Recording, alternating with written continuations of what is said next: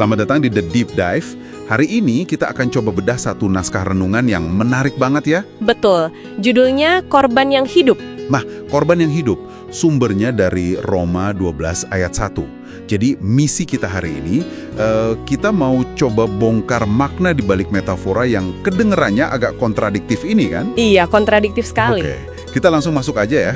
Naskah ini kan mulainya langsung dengan perbandingan yang cukup tajam. Tajam banget.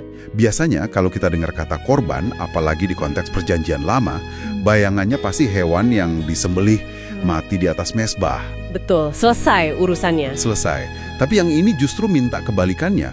Kita diminta jadi korban yang hidup. Tetap bernapas, aktif. Iya, aktif. Ini kan memutarbalikan seluruh konsep pengorbanan itu sendiri ya. Betul sekali. Dan pembalikan itu langsung menciptakan sebuah paradoks kan?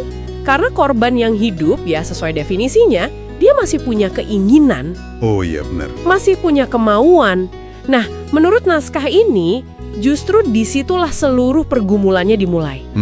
Gambaran yang dipakai itu sangat visual dan terus terang agak mengganggu. Yang mana tuh? Yang soal merangkak turun dari mezabah itu ya? Tepat. Naskahnya bilang, masalah terbesar dari korban yang hidup adalah dia bisa merangkak turun dari mezabah. Wah, Itu kan pada dasarnya gambaran ego kita ya. Sisi diri kita yang secara naluri ya selalu memberontak dan bilang, enggak ah, saya mau ambil alih lagi. jadi ini bukan lagi soal ritual di kuil zaman dulu, tapi lebih ke... Pertarungan batin. Iya. Pertarungan batin yang terjadi terus-menerus di dalam diri kita. Wah, itu mengubah segalanya. Jadi ini bukan tentang satu keputusan besar gitu ya, untuk mempersembahkan diri sekali aja. Tapi lebih kayak perang kecil yang terjadi setiap saat. Persis, naskah ini menggambarkannya sebagai pergumulan harian.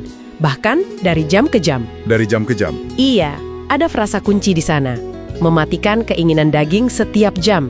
Kata setiap jam itu yang penting loh. Oke, Ini menyeratkan sebuah kewaspadaan dan tindakan yang konstan.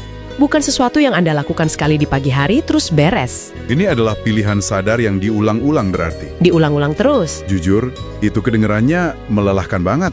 Apa naskahnya kasih petunjuk gimana caranya seseorang bisa punya energi buat terus-terusan bertahan di mezbah seharian penuh? Nah, itu dia.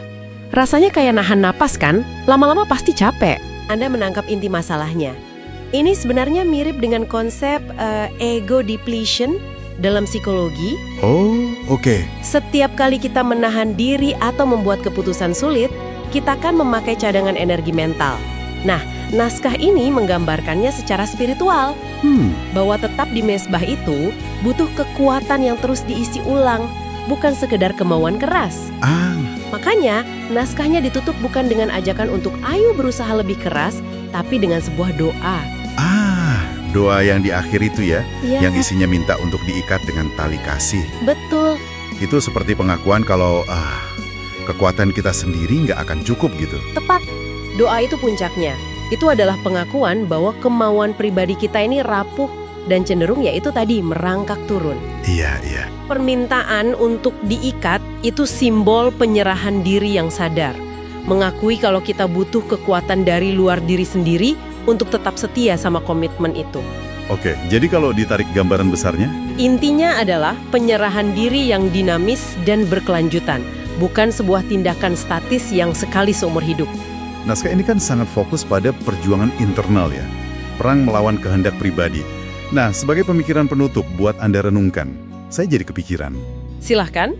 Selain kehendak pribadi dari dalam, kira-kira kekuatan eksternal apa dalam kehidupan modern kita sekarang yang mungkin bikin seseorang makin sulit untuk tetap berada di mezbah metaforis ini? Pertanyaan bagus. Dan seperti apa sih wujud ketaatan atau penyerahan diri di dunia yang justru kayaknya merayakan banget penonjolan diri dan individualisme tanpa batas?